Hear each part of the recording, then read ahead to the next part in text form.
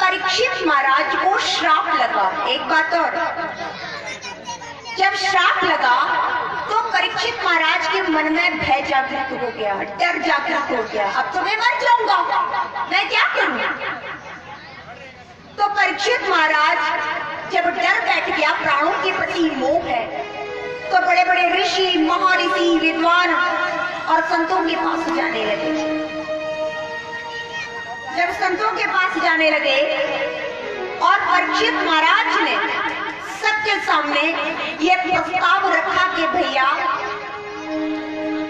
मेरे पास समय बहुत कम है और काम बहुत ज्यादा। जैसे कि कहा महाराज समय कम, जैसे कि बोले समय सिर्फ 7 दिनों का है और इन 7 दिनों में मैं वो कार्य करना चाहता हूं जो मनुष्य अपनी पूरी आयु में, पूरी आयु का मतलब, पूरी आयु का मतलब जो भी हमें जीवन मिलता है, जो भी हमें आयु मिलती है, 60 साल, 70 साल, 80 साल, 100 साल, 110 साल, जो भी हमें आयु मिलती है, जो भी समय मिलता है, उस समय में, उस आयु में हम सब कुछ करते हैं। सब कुछ बेटे के लिए, बेटी के लिए, पोते के लिए, नौकरी लगानी है, बैंक बैलेंस, प्लॉट, घर, खेत, जेवर, सोना, चांदी, गाय, भैंस, बैल, सब कुछ करते हैं, सबके लिए करते हैं। लेकिन अपने लिए, अपने उद्धार हेतु, अपने तरण हेतु हम कुछ नहीं करते, क्योंकि वो हमारी लिस्ट में होता ही नहीं है। हम अपने जीवन का जो उद्देश्य है कि ये जीवन हमें, ये मानव जीवन हमें क्यों मिला, ये उद्देश्य तो हमें खुद को ही नहीं पता कि काय को मिला, कि ये जो हमारा जीवन का उद्देश्य क्या है। अपने तरण हेतु, अपने उद्धार हेतु हम कुछ नहीं करते। मनुष्य जब तक पृथ्वी पर रहता है वो व्यस्त रहता है, बिजी बहुत है। आप किसी से भी बात करना, चाहे पैसे वाले से, चाहे गरीब से, चाहे साइकिल वाले से, चाहे गाड़ी वाले से, किसी से भी, उन्हें भैया बात सुनियो, भैया बाद में टाइम बनाए। आज के इस युग में किसी के पास समय नहीं है।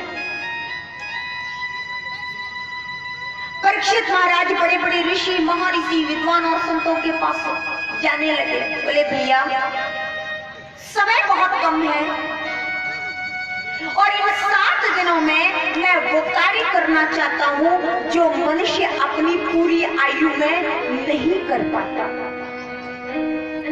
एक बात और बोलूं, एक मनुष्य की बहुत बुरी आदत होती है, पता है क्या? जब तक जीवन में सुख रहता है ना, सुख, हम भगवान को नहीं जानते। कौन सा भगवान, काय का भगवान? हम अपने आप में बिजी, बड़े खुश, बड़े आनंद। और जैसे जीवन में कष्ट आता है ना, परेशानी आती, दुख आते हैं, तो सबसे पहले और याद आता है हे भगवान। फिर झट से सिर्फ भगवान याद आता है, फिर नहीं याद आता कि जीजा के, साली के, मामा के, चाचा, फिर कोई भी याद ना आता। वो तो फिर तो सबसे पहले भगवान याद आता है। तो भगवान ने स्वयं कहा मैं क्या करूं, मेरी मजबूरी है मनुष्य को समय समय पर कष्ट देना, दुख देना। क्यों? सुख देता हूं तो वो तो भूल जाता है। मैं क्या करूं कि दुख में सुमिरन सब करे,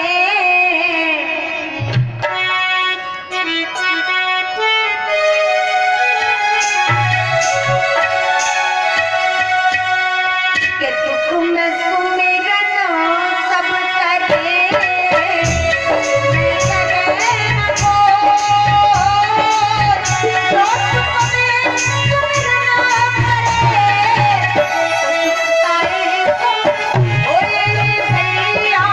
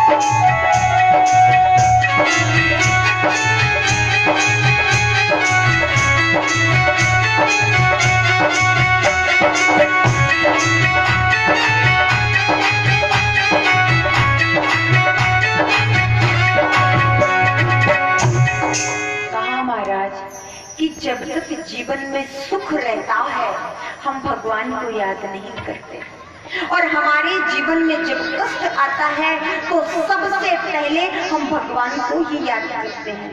इसीलिए विद्वान कहते हैं कि जीवन में, हमारे जीवन में कोई सी परिस्थिति हो, चाहे वो सुख हो, चाहे दुख हो, चाहे परेशानी हो, हम किसी भी परिस्थिति में जी रहे हो, लेकिन परमात्मा को नहीं भूलना चाहिए। आज परीक्षित महाराज बड़े बड़े ऋषि, महर्षि, विद्वान संतों के पास जाने लगे। नेमसारण क्षेत्र में 88,000 ऋषि, मुनि, विद्वान, संत एकत्रित हो गए। महाराज चर्चा छिड़ गई।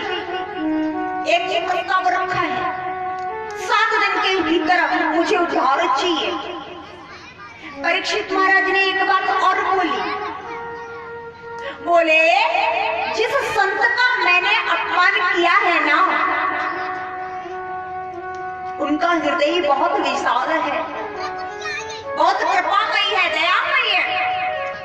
उन्होंने जो मुझे श्राप दिया है ना कि तेरी मृत्यु 7वें दिन, 7वें रोज तक्षक यही तुझे डस लेगा और तेरी मृत्यु हो जाएगी, ये श्राप नहीं है, ये श्राप नहीं है। श्राप तो तब होता जब वो ये कहते कि तूने मेरा अपमान किया, जा तेरी अभी मृत्यु हो जाए। सोचने वाली बात है।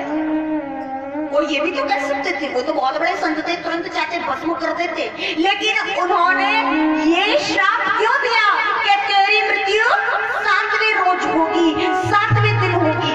क्यों? महाराज, ये जो 7 दिन उन्होंने मुझे दिए हैं ना, यही उनकी दया है, कृपा है कि इन 7 दिनों में जो मैंने गलती की है, जो मैंने पाप किया है, उस गलती का पश्चाताप करने के लिए ये 7 दिन मुझे दे दिए हैं। मैं अपनी गलती का सुधार करूं, पश्चाताप करूं, सुधार करूं उस गलती का। अब इन 7 दिनों में मैं वो कार्य करना चाहता हूँ जो मनुष्य अपनी पूरी आयु में अपने उद्धार के लिए, अपने तरण के लिए नहीं कर पाता। उनकी बात तो सच है। अब विद्वान बैठे, संत बैठे, विचार विमर्श छिड़ गया। किसी ने कहा ठीक है भैया, परीक्षित महाराज आप 7 दिन तक गंगा स्नान करते रहो, तरण हो जाएगा। परीक्षित महाराज ने कहा गंगा स्नान करूंगा, और सबको करना चाहिए। जब जिसको जैसा समय मिले गंगा स्नान करने जाओ, गंगा स्नान करो, लेकिन गंगा स्नान करने के बाद ये मत सोचना कि हमने जो गलती कर दी है, हमने जो पाप कर दिए, भैया एक बार गंगा नहा लिए और सारे पाप। ऐसा नहीं होता। यदि ऐसा होता तो आज का मनुष्य इतना चतुर है, इतना तेज है, इतना बुद्धिमान है कि सारे दिन तो वो पाप करता, तरीके वाले ढंग से पाप करता, और भैया सवेरे 4 बजे आपके यहाँ से तो पास में पड़ेंगी, हमारे यहाँ से तो बहुत दूर पड़ेंगी गंगा मैया। झट से भागे भागे गए और 4 बजे डुबकी लगाई, उन्हें हो जा भैया तैयार, छुट्टी। लेकिन ऐसा नहीं होता। हमने जो पाप कर दिए हैं और वो गंगा नहा लिए और उद्धार हो गया, तरण हो गया, ऐसा कभी भी नहीं होता, और ना ही ऐसा सोचना। विचार विमर्श फिर छिड़छिड़ा। जितने विद्वान संत बैठे थे उन्होंने कहा परीक्षित महाराज 7 दिन तक उपवास करो, व्रत। हाँ करूंगा। वैसे विद्वान तो ये कहते हैं ज्यादा नहीं तो सप्ताह में 7 दिन में 1 दिन का व्रत अवश्य करना चाहिए। 1 दिन का, 7 दिन नहीं।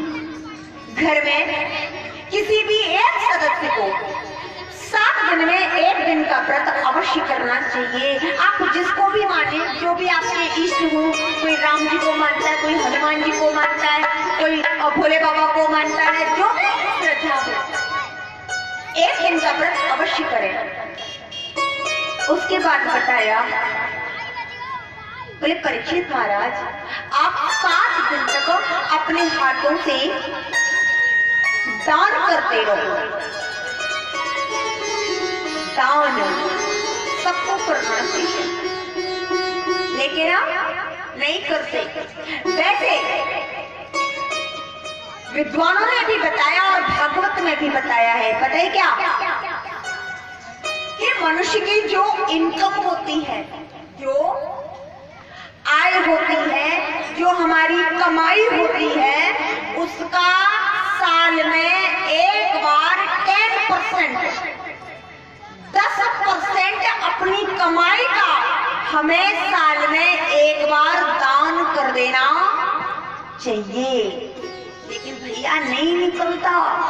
उनके मान लो 10 लाख रुपए कमाई और 1 लाख रुपया दान। एक वक्त तो उन्होंने कहा महाराज जी तो बहुत ज्यादा हो गया, कुछ थोड़ा सा कम हो जाता। तो उन्होंने कहा चलो कोई बात नहीं, अपनी कमाई का, अपनी इनकम का ईमानदारी से साल भर में 5%, एक साल में अपनी कमाई का 5% ईमानदारी से बिना कहे दान कर देना चाहिए। लेकिन हम नहीं करते। क्या करें जी, परेशानी आ गई जी क्या करें भैया, हम तो बड़े दुखी हैं, जे काम आएगा तो हमने ना कर पाओ। लेकिन एक बात ध्यान से सुनो, और 1 मिनट के लिए सभी लोग, मेरा सबसे अनुरोध है, सबसे जितने यहाँ बैठे हैं और बैठी हैं, 1 मिनट के लिए अपनी आंख बंद करके सोचना, क्या हम जो दान नहीं करते, क्या भगवान अपना टैक्स हम पर छोड़ देता है? छोड़ता है? कभी नहीं छोड़ता। हमेशा ध्यान रखना, कभी नहीं छोड़ेगा।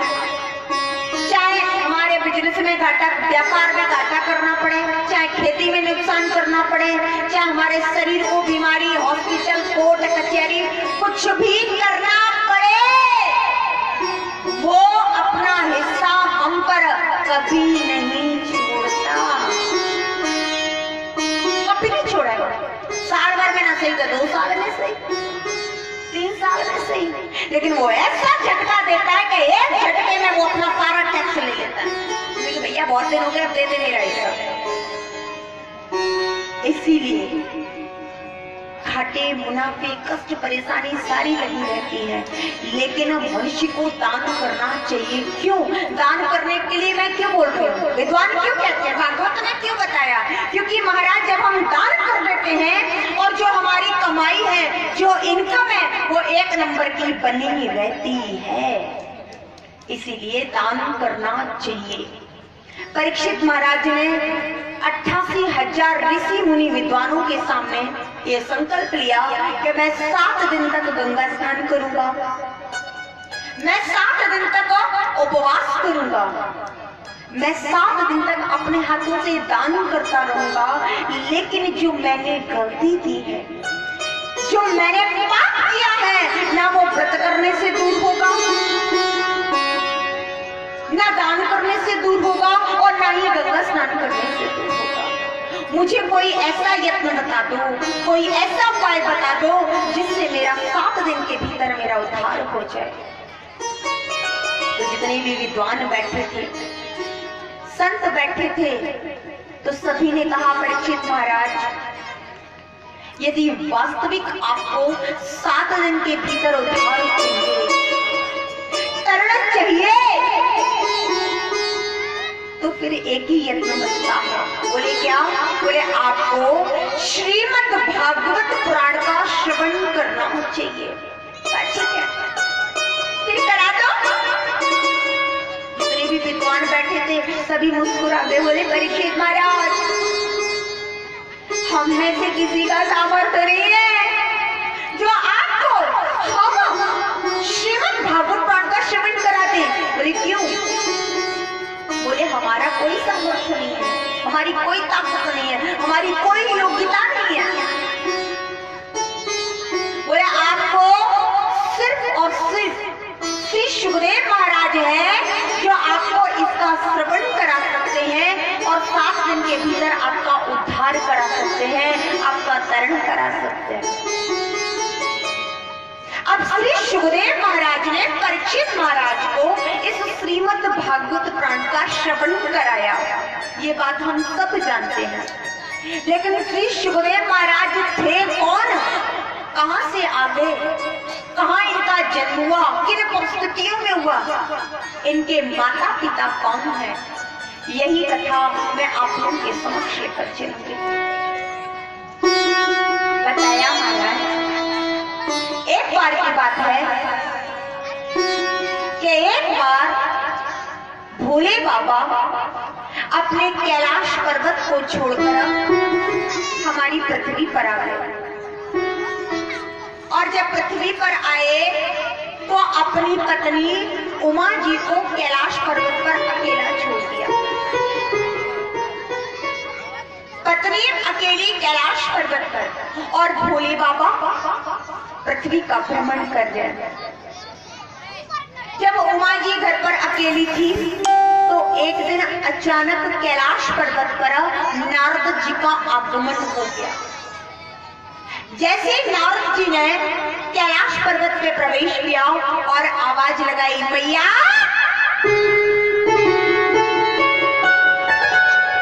मैया।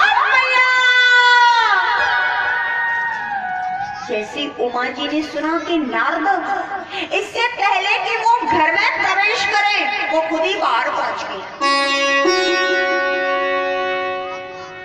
उमा जी ने कहा, हाँ नारद। बोले मैया प्रणाम करता हूँ। बोले प्रसन्न रहो, खुश रहो। बोले बेटा जाओ जाओ जाओ, क्या हुआ? बोले बाद में आना, अभी भोले बाबा घर पर नहीं है।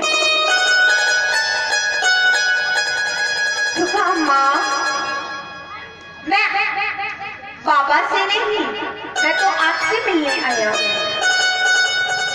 उमा जी ने कहा, मुझसे आपको क्या काम है? अरे बोला ना बाद में आना। क्यों? बोले महाराज नारद जो है ना, नारद कौन है? नाम और रद्द, जिसकी कभी कोई बात रद्द नहीं होती। हर गांव में एक नारद होगा, हर गांव में। और नारद का पता है क्या काम रहता है? नारद कौन है? नारद उसका नाम है जो दो लोगों में लठियां चलवा दे, खुद ही। पहले तो दो लोगों में लड़ाई करवाएगा, लठियां चलवाएगा, और फिर खुद ही उसकी पंचायत कर दे। उसी का नाम हर गांव में होगा। लेकिन मैं इस गांव की बात नहीं कर रही हूँ, ये तो बहुत दूर की गांव की बात है। यहाँ तो भक्त हैं सारे। तो नारद से हम लोग क्या देवी देवता भी घबराते हैं। उमा जी ने कहा, बाद में आना, जाओ। बोले बाबा नहीं है। बोले भैया मैं आप ही से भेंट करने आया हूँ, आप ही से मिलने आया हूँ, आप ही के दर्शन करना चाहता हूँ। ठीक है, बोलो क्या काम है? नारद जी बोले, मैया आज मैं ना आपसे कुछ पूछना चाहता हूँ। पूछो, क्या पूछना? बोले ऐसे नहीं पूछूंगा। बोले तो कैसे पूछोगे? बोले मैया जो मैं आपसे पूछने वाला हूँ ना, हाँ, उन शब्दों पे ध्यान ना देकर मेरा भाव समझना कि मैं आपसे जानना क्या चाहता हूँ। मेरा भाव समझो, मैं क्या जानना चाह रहा हूँ, क्या पूछना चाह रहा हूँ। ठीक है, पूछो भैया। अब नारद जी ने भोले बाबा की पत्नी उमा जी से पहला प्रश्न किया, कहा मैया ये बताओ, मेरे पिताजी यानी भोले बाबा, मेरे पिताजी और आपके पति यानी भोले बाबा आपको कितना प्रेम करते हैं? उमा जी ने कहा भाई ये एक ऐसा प्रश्न है, यदि ये प्रश्न एक पुत्र अपनी मां से करता है तो अशोभनीय है, शोभा नहीं दे रहा। बोले मैया मैंने तो पहले ही आपसे क्षमा मांग ली, पहले ही आपसे निवेदन किया कि शब्द क्या कह रहे हैं, शब्दों पर ध्यान मत दो, मेरा भाव समझो कि मैं आपका बेटा, आपका पुत्र आपसे क्या जानना चाहता है।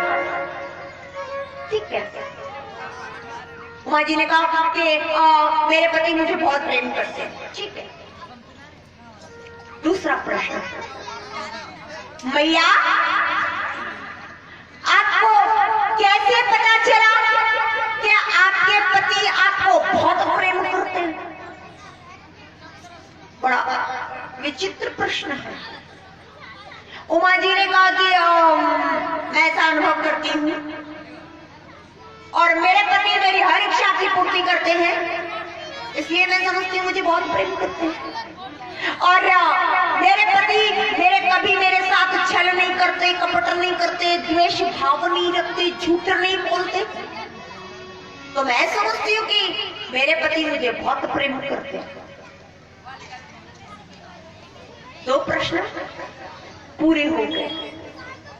तीसरा प्रश्न, मैया क्या आपको अपने पति पर पूर्ण विश्वास है? अपने पति पर आपको पूरा भरोसा है कि आपके पति ने आपके साथ कभी कोई छल नहीं किया? तीसरे प्रश्न पर तो उमा जी भी अटक गई महाराज। नहीं, ऐसा तो हो ही नहीं सकता कि बाबा ने कभी ना कभी तो झूठ जरूर बोला होगा, कोई ना कोई छल तो जरूर किया होगा। जब भोले बाबा की पत्नी उमा जी अपने पति पर शंका कर गई, और आज की पत्नी अगर शंका करती भी है तो कौन सी गलत बात है महाराज? कोई गलत बात नहीं है। उमा जी भी शंका कर गई अपने पति पर, उन्होंने की हाँ जी हो ही ना सकता, कोई ना कोई तो छल जरूर किया होगा, लेकिन पति पर भरोसा नहीं है, पति पर विश्वास नहीं है, लेकिन नारद से झूठ बोल दिया। हाँ बिल्कुल, मुझे अपने पति पर पूर्ण विश्वास है, भरोसा है। जैसी कहा पूर्ण विश्वास है, पूर्ण भरोसा है, ये बात सुनकर नारद जी उमा जी को देखकर व्यंग रूप से, व्यंग रूप मजाक उड़ाते हुए, खिल्ली उड़ाते हुए हंसने लगे और कहा मैया बस बस रहने दो, बस मैं समझ गया। अब ऐसे आपके मुंह पर कोई हंसे तो गुस्सा आएगा, क्रोध आएगा। उमा जी को भी गुस्सा आ गया, उन्होंने कहा ऐसे क्यों? नारद जी बोले मैया तू बहुत बोली है, तू बहुत बोली है, तुझे नहीं पता तेरे साथ तो बहुत बड़ा छल हो रहा है।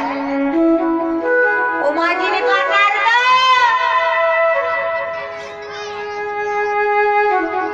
मेरा ही घर मिला है, आग लगाने के लिए मेरा घर मिला है। बोले लइया तो डंडा। नारद जी बोले रुक जा मैया, रुक, पूरी बात तो सुन ले तब सोटा उठियो। बोले इतने सोटा लगाऊंगी ना। नारद जी बोले माँ तू पहले सुन ले। उन्होंने कहा बेटा छल मेरे साथ हो रहा है, मेरे पति कर रहे हैं और मैं नहीं जानती, तुम जानती हो, आग लगाने के काम है ये तो। नारद जी बोले भैया मैं सच बोल रहा हूं, आपके साथ छल हो रहा है। मैया बोली तो फिर नारद एक काम कर लो फिर तो। बोले क्या? और आज बता ही दो कौन सा छल हो रहा है मेरे साथ। हाँ माँ, मैं तो बोल दूंगा, तुम सुन लोगी। क्यों नहीं? बताओ तो सही, मेरे साथ ऐसा छल जो मैं नहीं जानती हूँ तुम जानती हो, बोलो। नारद जी बोले मैया मैं तो बोल दूंगा, आप सोच लो। बोले बोलो ना। नारद जी बोले मैया क्या आपको पता है कि भोले बाबा के गले में जो मुंडों का हार पड़ा है वो क्या है? पता है? जानती हो कि है क्या? बात बिल्कुल सच्ची है। उमा जी नहीं जानती कि भोले बाबा के गले में जो मुंडों का हार पड़ा है आखिर वो है क्या, वो बिल्कुल नहीं जानती। अब नारद के सामने बेइज्जती तो होगी, अपमान तो हो गया, इंसल्ट तो होगी। और नारद के सामने अपमान का मतलब तीनों लोगों में अपमान, क्योंकि नारद एक ऐसे देवता है कि इनके पेट में कोई बात नहीं पचती। ये तो अभी घर घर जाकर प्रचार करेंगे। अब उमा जी को अंदर से भीतर से बहुत क्रोध आ रहा है, गुस्सा आ रहा है बहुत ज्यादा। अरे बाबा इतना बड़ा छल कर दिया मेरे साथ, मुझे नहीं पता। लेकिन नारद को दिखाकर, नारद को जताकर वो झूठी हंसी हंसने लगी। उन्होंने कहा ना बेटा नहीं, ये काहे को छल हुआ? हाँ? अरे भाई छल तो तब होता जब मैं अपने पति को पूछती और वो मुझे ना बताते तो छल था। अब ये कोई छल थोड़ी है, मैंने कभी पूछा नहीं, उन्हें कभी समय मिला नहीं, तो क्या ये छल है? लेकिन नारद तो बहुत बुद्धिमान है, वो तो समझ गए आग लग चुकी है, मेरा काम हो चुका है। अब नारद जी तो नारायण नारायण नारायण कहकर वहां से चले, और उमा जी को बड़ा क्रोध आ रहा है। जटाएं खोल ली, घर के आंगन में मुंह फुला लिया और गुस्सा आ रहा है बड़ी जोर से, पांव फैलाकर आंगन में बैठ गई। बोले आज आजा बाबा, है ना थारी, आज मैंने बताऊंगी, आज बताती हूँ मैं आपको। अब भोले बाबा पृथ्वी का भ्रमण करके बड़े आनंद स्वभाव से घर में प्रवेश करते हैं, और जैसे ही घर में प्रवेश किया और दरवाजे में जैसे प्रवेश किया और घर का माहौल जो देखा ना, वो समझ गए कि आज मेरे घर का मौसम ठीक नहीं है। वैसे भी एक बात बोलूं, घर में परिवार में परीक्षित महाराज, परीक्षित कौन है? यज्ञपति महाराज आप हैं, विवाह हुआ है, पत्नी है, बच्चे भी हैं, माता पिता हैं। आपके घर में नहीं, हमारे घर में और संसार में गृहस्थी एक ऐसी चीज है कि छोटी मोटी नोक-झोंक सबके घर में चलती है, सबके घर में, ये तो नेचुरल है, सामान्य है।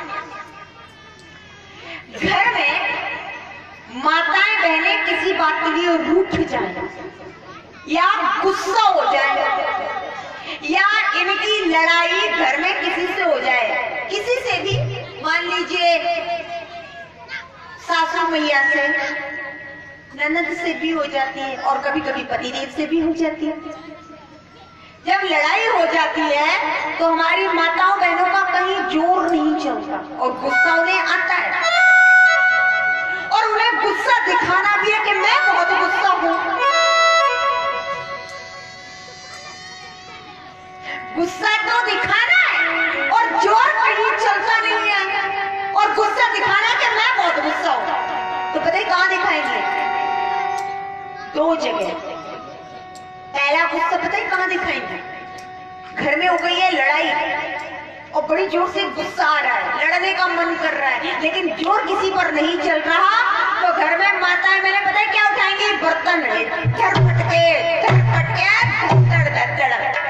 बर्तनों की उस दिन आफत आ जाती है।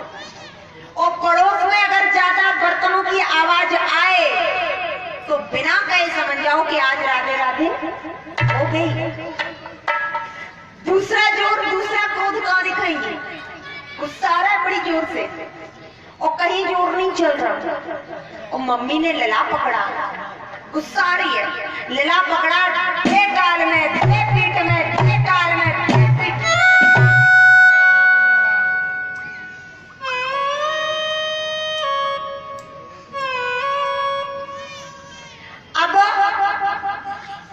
जैसे ही बेटा पिट रहा है, क्योंकि मम्मी को जब गुस्सा आती है तो मम्मी लला पकड़ लेती है, मेरी फिर कान में बजाए और रोके पिट गया। पूरा दिन हो गया पिटते पिटते पिटते पिटते, शाम हो गई। छोटे वाले ने बड़े वाले से पूछा, उन्होंने कहा भैया, अरे हाँ तेरी समझ में कुछ आई? बोले क्या? बोले लड़ाई तो पापा से हुई थी, पर मम्मी हमें तुम्हें क्यों मार रही है, ये बात समझ में नहीं आ रही। लड़ाई तो पापा से हो जाती है, लेकिन ना पिटता तो गलत है ना। अब उमा जी को क्रोध आ रहा है और भोले बाबा को दिखाना भी है कि मुझे क्रोध आ रहा है, गुस्सा आ रहा है। अब उमा जी मुंह फुलाकर घर के आंगन में पांव फैलाकर बैठ गए। भोले बाबा ने जैसे ही घर में प्रवेश किया, उनकी उमा भाई के बात है, क्या हुआ, कैसी गुस्से, कैसे मुंह फुला लिया? अब उमा जी का कुछ बोल रही, मुझे नहीं पता। बोले बोल तो सही, क्या हुआ, क्या